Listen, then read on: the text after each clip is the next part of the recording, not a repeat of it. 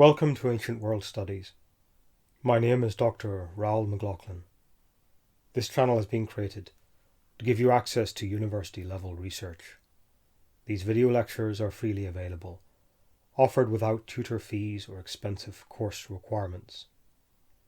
This topic concerns a Roman attempt to reach China during the Three Kingdoms era. The question is, did Romans contact Emperor Quan? In ancient times, the Eurasian continent was dominated by four superpowers, including the Roman Empire and the Han dynasty.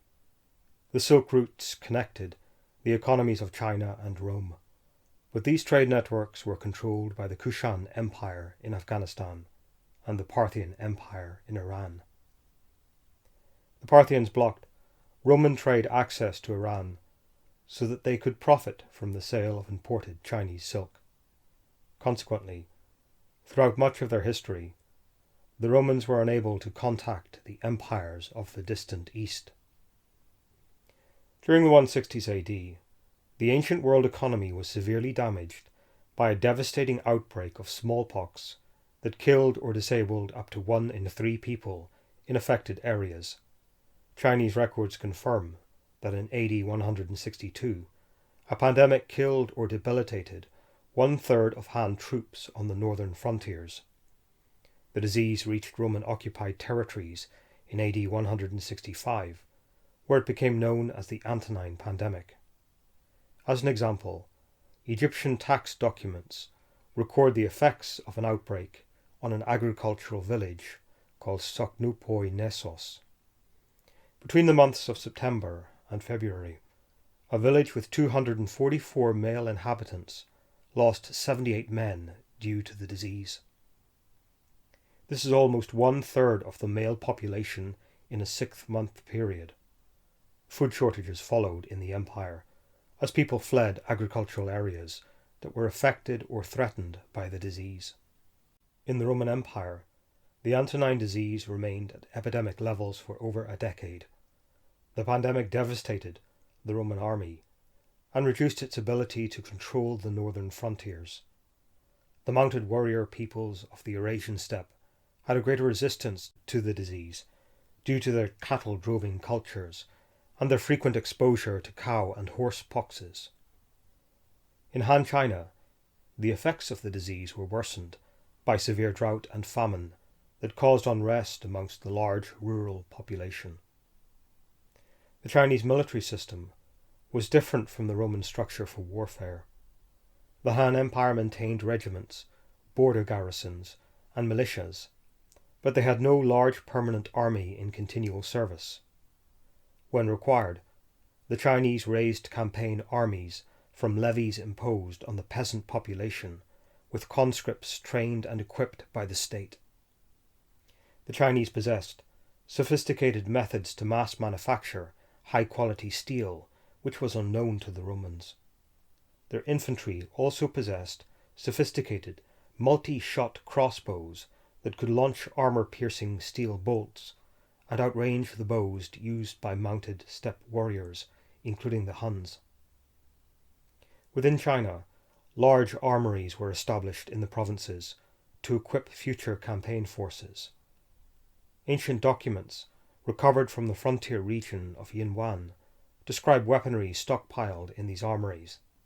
On one occasion, 23 million items of military equipment had been accumulated, including 500,000 crossbows and over 11 million crossbow bolts. The existence of these weapon stockpiles made internal revolt a dangerous prospect for China. From AD 170 onwards, a revolutionary Taoist sect began to gain influence in Chinese society. This mass movement was led by a cult of charismatic faith healers who planned to seize governmental power from the Han. They declared that the Han regime had lost the mandate of heaven, and their uprising would restore health, vitality, and prosperity to a decaying world. The militia-based supporters and devotees of this movement wore distinctive golden yellow fabrics around their heads, which led to the organization becoming known as the Yellow Scarves or the Yellow Headbands. They foretold a new golden era with their popular rallying cry, "The blue sky has died, the yellow sky is coming." In AD 184, the Yellow Scarves led a violent popular uprising against the Han government, involving millions of peasants and thousands of rebellious troops led by magistrates and other officials who converted to the cause. To restore order, the Han regime gave greater political, military, and tax-collecting powers to provincial governors, local rulers, and prominent Chinese generals. These new warlords suppressed the Yellow Scarves' rebellion and then fought to claim power for themselves. Consequently, the Chinese Empire was split into numerous competing factions that commanded large districts as self-governing realms. These began levying armies from their peasant populations. By AD 208, three main kingdoms had emerged in the divided empire. A ruthless warlord named Cao Cao ruled the northern half of the country, forming what would become the Kingdom of Wei. South of the Yangtze River, the lower provinces of China were divided between two warlords named Liu Bei and Sun Quan. Liu Bei commanded territories that would become the Kingdom of Shu in the southwest, and Sun Quan held power in lands that would form the Kingdom of Wu on the southeast edge of China. A decisive battle occurred at Red Cliffs, when Cao Cao led 200,000 troops south to conquer southern China by defeating Liu Bei and Sun Quan. He was opposed by an allied force of 50,000 southern troops, who prevailed against the larger force and prevented them from crossing the Yangtze defences. The Han dynasty officially ended in AD 220, when the figurehead Emperor Zan was forced to abdicate by the son of Cao Cao. Liu Bei and Sun Quan then declared themselves emperors of their separate realms. These distant conflicts had an impact on Roman finances. The ancient evidence suggests that close to a third of Roman revenues came from taxing Eastern goods entering the empire through the Silk routes and the Indian Ocean trade networks. An inscription from the Syrian frontier city of Palmyra suggests that the Roman government collected more than 90 million sesterces from taxing overland imports. This was enough wealth to pay the cost of more than 5 Roman legions. A decline in Chinese exports therefore affected the world economy. In addition, during this era, the Roman Empire was also suffering from a period of serious political and economic instability. The Roman crisis included a civil war that threatened to also split the Roman Empire into 3 rival domains. In AD 192, the generals Claudius Albinus seized power in Gaul, Persinius Niger claimed Syria, while Septimius Severus gained Pannonia and Italy. The Parthian Empire intervened to support Niger, and when Severus was victorious against his rivals, they provoked further conflict by threatening Roman allies on the eastern frontiers. In retaliation, Severus invaded Iraq, and with the assistance of 3 newly raised legions, he sacked their western capital Ctesiphon in AD 197.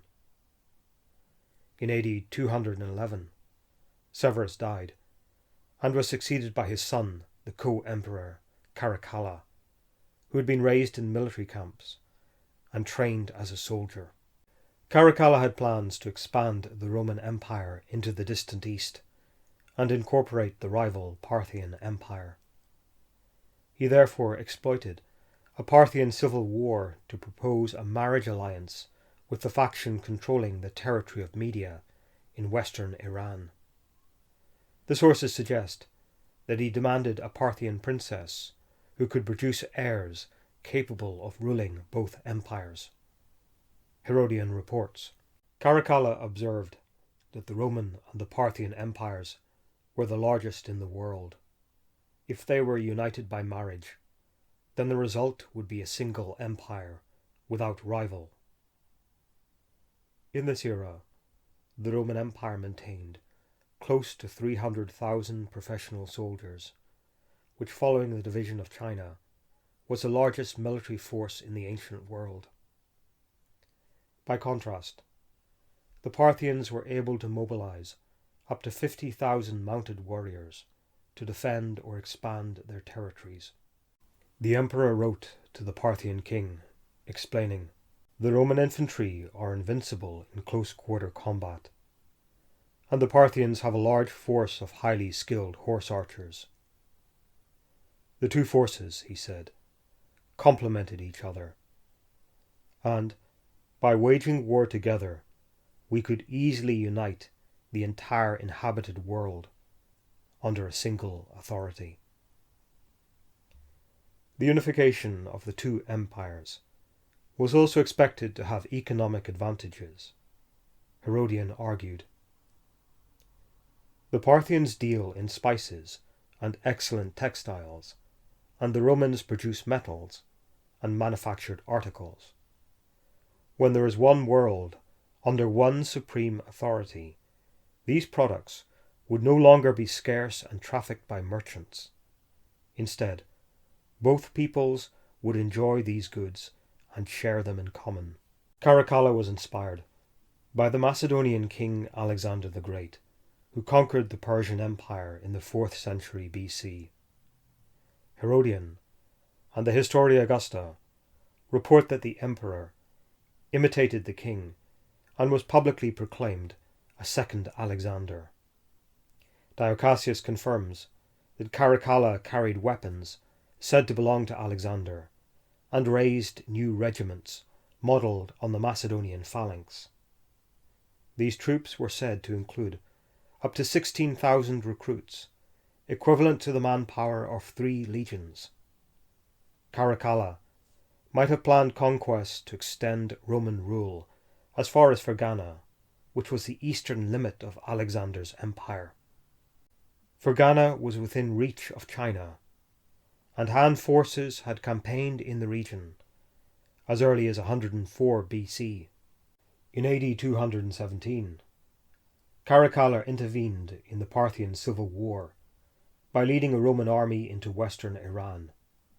According to Herodian, the Parthian king Artabanus approached the Romans in hopes of alliance, but Caracalla gave the signal for his forces to massacre the assembled host. Artabanus was able to flee, but many from his royal household were slaughtered in the unprovoked attack. Herodian reports, "Astounded by the onslaught, the barbarians turned and fled, wounded and bleeding. Artabanus was snatched up and placed on a horse by some of his personal bodyguards, but he barely escaped with a few companions. The rest of the Parthians had sent their horses out to graze and were standing about. Lacking their mounts, they were cut down, tripping over their long, loose robes as they tried to run. They did not have their quivers and their bows with them. For what need did they have for weapons at a wedding?" Caracalla then withdrew to the ancient battle site of Gaugamela, where Alexander had defeated the Persian king Darius. The legions devastated surrounding Parthian territories in the hope of provoking a decisive battle that would deplete the Parthian army and leave their realms exposed to Roman conquest. But the emperor was assassinated before the campaign could continue, and his successor, the general Macrinus, sought peace terms with the Parthians so that he could secure his political position. A major battle was fought near the frontiers, and although the Parthians achieved a victory, their army suffered crippling losses that permanently destabilized the regime. Macrinus was himself murdered in a mutiny. The surviving female members of the Severan imperial family decided to hold on to power by making a teenage boy named Eglabalius emperor. To gain military support, a false rumour was circulated that Eglabalius was a son of Caracalla, but the boy had no interest in political or military affairs. During his brief reign, the Syrian-born emperor Eglabalius relocated to Rome, where he violated many sexual taboos in the imperial palace. He also compelled Roman citizens to abandon their traditional religious practices and follow an esoteric foreign cult based on solar worship embodied in a black stone. The Historia Augusta accuses the young emperor of performing the Eastern rituals of eunuch priests and engaging in promiscuous conduct with male courtiers. In AD 222, Eglabalius and his mother were murdered by the Praetorian Guard.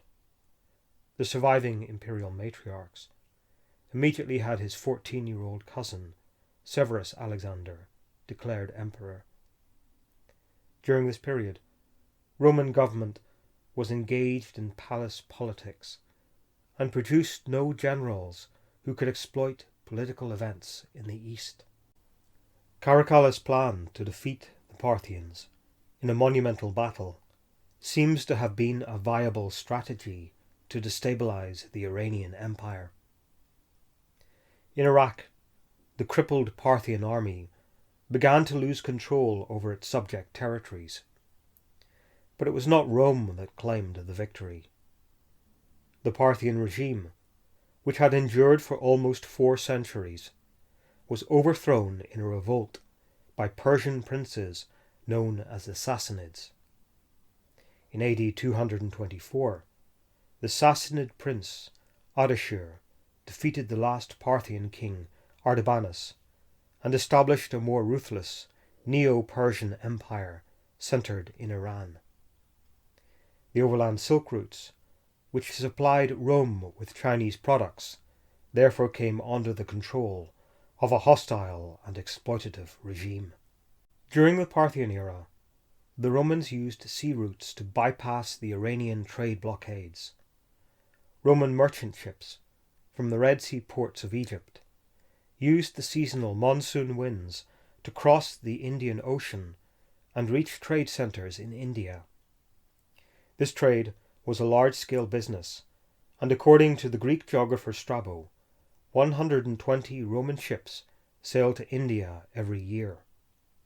A southern branch of the Silk Routes led from the Tarim territories across Afghanistan and down the Indus region to supply northern India with Chinese products.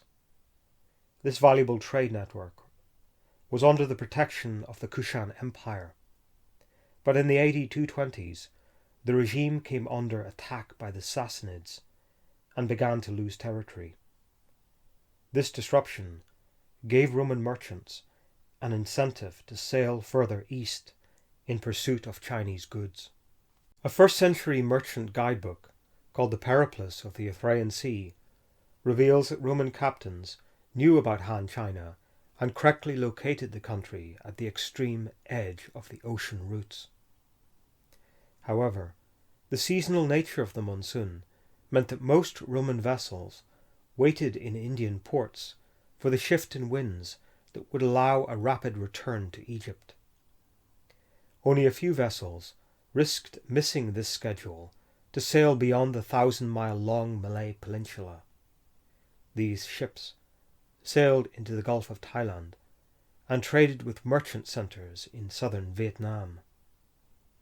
This was south of ancient China, in lands that would be investigated and claimed by the Kingdom of Wu in the Three Kingdoms era. The Roman government may have acted to incentivize distant maritime trade during this period of disruption. All Eastern imports entering the Roman Empire were subject to a high quarter-rate import tax called the Titarte. Early in the reign of Alexander Severus, the Roman government halved this import tax to create the octava. The octava was assessed at 1/8 rather than 1/4 the value of goods crossing the frontiers. This meant that Roman merchants kept a greater share of their commercial profits, and they used these funds to finance more ambitious voyages into the Far East in pursuit of Chinese products. The first Roman contact with the Wu Kingdom in southeast China occurred in this period of disruption and new possibilities for profit. A Chinese text, called the Lang Shu, records how a Roman merchant named Lun reached southern China in AD 226. Lun could be the Greek name Leon, phonically simplified by Chinese scholars. Lun, or Leon, arrived aboard a Roman ship that sailed from Thailand around Vietnam to reach the Chinese kingdom of Wu. On arrival, he was questioned by the Chinese prefect of Tonkin, northern Vietnam, and identified himself as a merchant specializing in long-distance trade. The prefect of Tonkin sent Leon to Wuchang, which was the inland capital of the Wu kingdom and the court of the regional emperor Sun Quan. By AD 226, the kingdom of Wu had reached a political and military stalemate with the powerful kingdom of Wei in northern China. But Sun Quan wanted to expand his domains and was interested in extending his rule south into Cambodia and Vietnam. He had maritime interests in the East China Sea and was preparing an armada with 10,000 troops to invade the nearby island of Taiwan.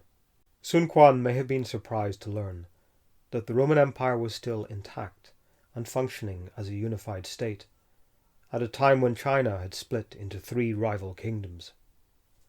The Lang Shu reports that Sun Quan asked Lun for details about his native land and its customs, and Lun prepared a report in reply.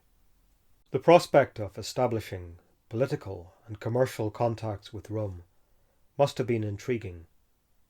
The Lang Shu records that Sun Quan selected a Chinese officer named Lu Suen to accompany Leon on his return journey to the Roman Empire.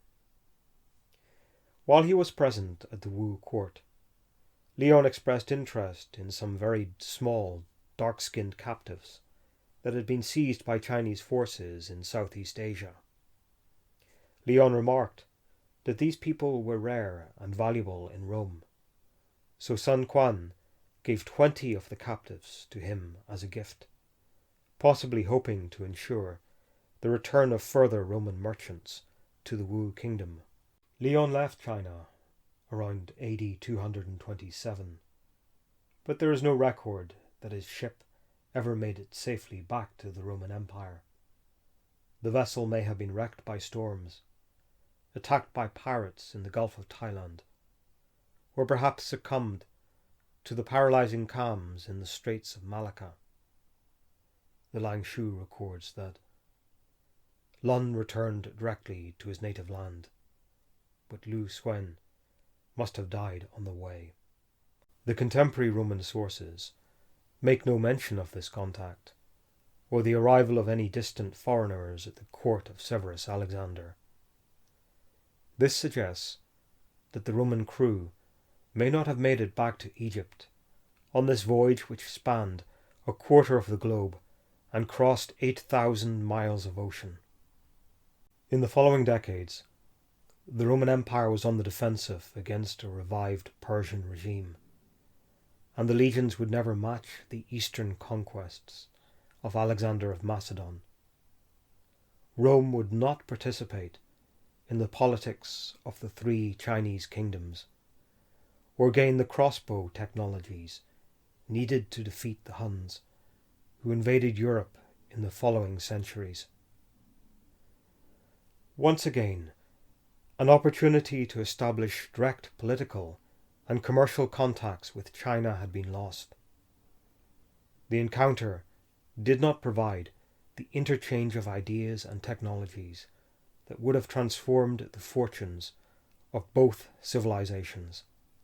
So, do you think the Romans could have defeated China? For more information, see my books on the Silk routes and Indian Ocean trade. Thank you.